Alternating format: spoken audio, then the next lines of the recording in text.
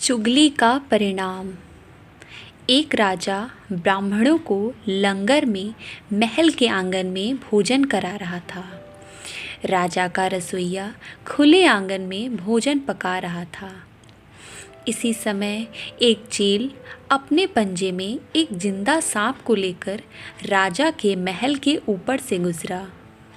तब पंजों में दबे सांप ने अपनी आत्मरक्षा में चील से बचने के लिए अपने फन से जहर निकाला।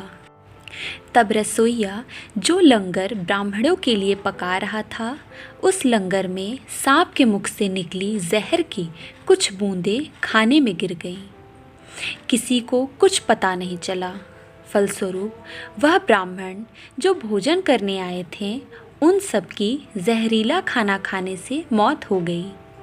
अब जब राजा को सारे ब्राह्मणों की मृत्यु का पता चला, तो ब्रह्म हत्या होने से उसे बहुत दुख हुआ। ऐसे में अब ऊपर बैठे यमराज के लिए भी यह फैसला लेना मुश्किल हो गया कि इस पाप कर्म का फल किसके खाते में जाएगा। राजा, जिसको पता ही नहीं था कि खाना जहरीला हो गया है।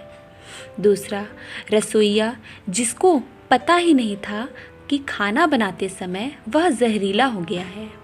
या तीसरा, वह चील जो जहरीला सांप लिए राजा के महल के ऊपर से गुजरा। चौथा, वह सांप जिसने अपनी आत्मरक्षा में जहर निकाला। बहुत दिनों तक यह मामला यमराज के पास अटका रहा। फिर कुछ समय बाद कुछ ब्राह्मण राजा से मिलने उसके राज्य में आए और उन्होंने किसी महिला से महल का रास्ता पूछा। उस महिला ने महल का रास्ता बता तो दिया, पर रास्ता बताने के साथ साथ ब्राह्मणों से यह भी कह दिया कि देखो भाई, ज़रा ध्यान रखना, वह राजा आप जैसे ब्राह्मणों को खाने में जहर देकर मार देता है।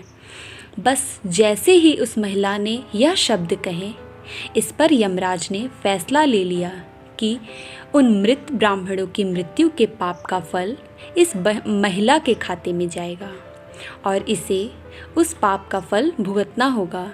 यमराज के दूतों ने पूछा, प्रभु, ऐसा क्यों?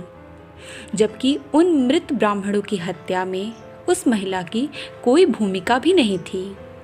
तब यमराज ने कहा कि देखो भाई, जब कोई व्यक्ति पाप करता है तब उसे बड़ा आनंद मिलता है, पर उन मृत ब्राह्मणों की हत्या से ना तो राजा को आनंद मिला, ना ही उस रसोइया को आनंद मिला, न ही उस सांप को तथा न ही उस चील को आनंद मिला, पर उस पाप कर्म की घटना का बुराई करने के भाव से बखान कर उस महिला को ज़रूर आनंद मिला।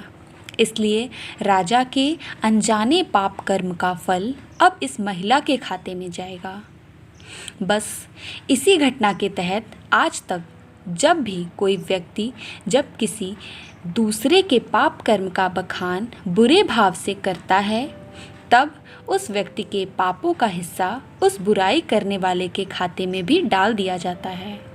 अक्सर हम जीवन में सोचते हैं कि हमने जीवन में ऐसा कोई पाप भी नहीं किया है, फिर भी हमारे जीवन में इतना कष्ट क्यों आया।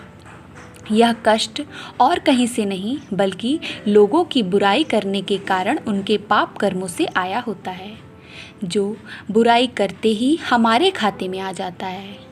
इसलिए आज से ही संकल्प कर लें कि किसी के भी और किसी भी पाप कर्म का बखान बुरे भाव से कभी नहीं करना, यानी किसी की भी बुराई या चुगली कभी नहीं करनी है।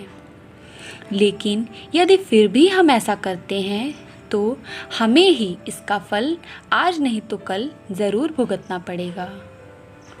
धन्यवाद।